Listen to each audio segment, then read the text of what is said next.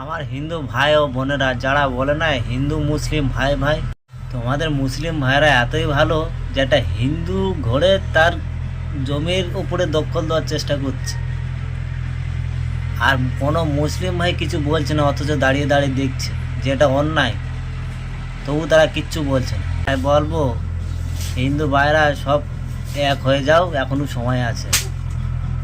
না, যেই দিন বাংলাদেশের মতো অবস্থা হবে সেদিন কিন্তু আর ঠেকানোর মতো কেউ থাকবে না।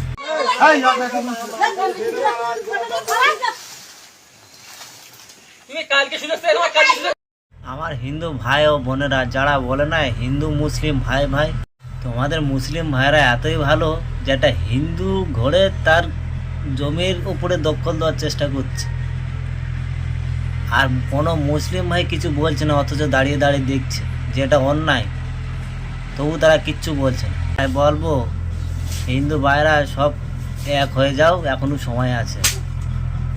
না, যেই দিন বাংলাদেশের মতো অবস্থা হবে সেদিন কিন্তু আর ঠেকানোর মতো কেউ থাকবে না।